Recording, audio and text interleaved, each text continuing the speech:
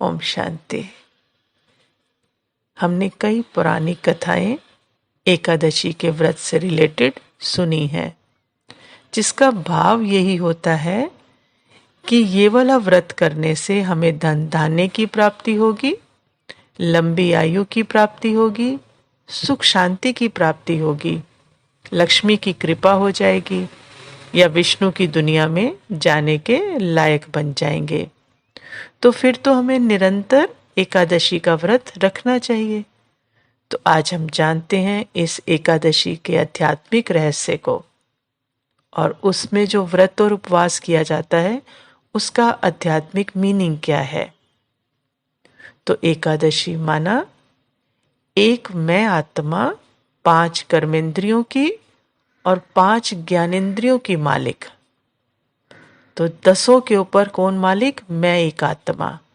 जब इन सबको अपने नियंत्रण में कर उस एक परमपिता परमात्मा की याद में स्थित हो जाती हूँ तो एकरस स्थिति हो जाती है। इसी को कहेंगे एकादशी। माना एक आत्मा एक परमात्मा की लगन में मगन। तो एक और एक वो कौन हो गए? क्योंकि 10 के ऊपर वो मालिक है ना, एक। तो एक और एक हो गए 11, 2 नहीं। तो फिर वो एकरस स्थिति जो होती है वो हर कार्य में सफलता दिला देती है।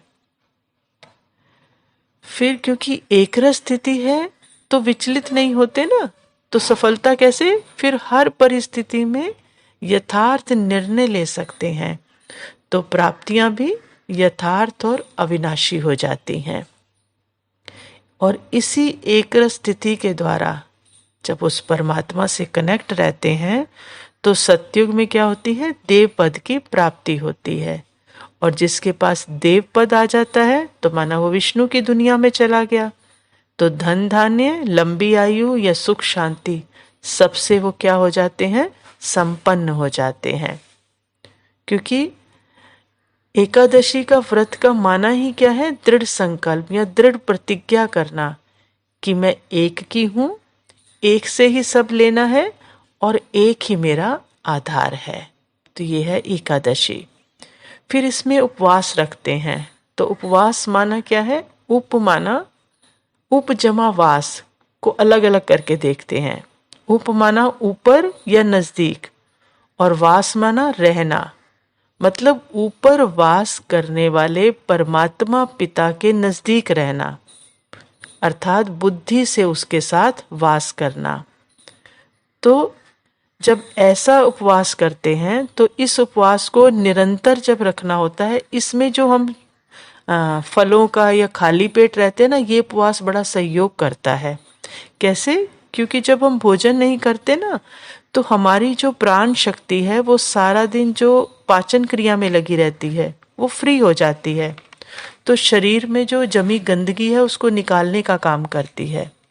तो कई तरह की बीमारियों को ठीक करने में मदद मिलती है।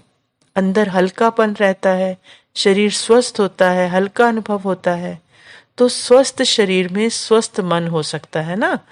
तो शांत मन जो है वो सारे नेगेटिव व्यर्थ विचार जब होते हैं ना उनसे भी शांत हो जाता है। शांत मन का मतलब क्या है? स्वस्थ शरीर में स्वस्थ मन।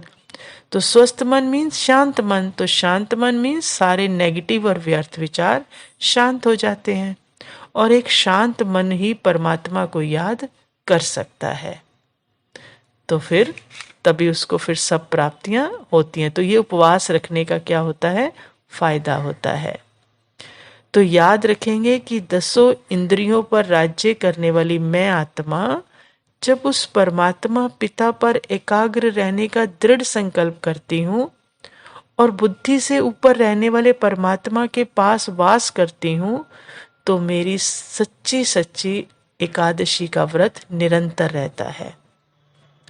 तो ऐसी एकादशी का व्रत मनाने वाली सभी आत्माओं को एकादशी की बहुत बहुत मुबारक हो, मुबारक हो, मुबारक हो। ओम शांति।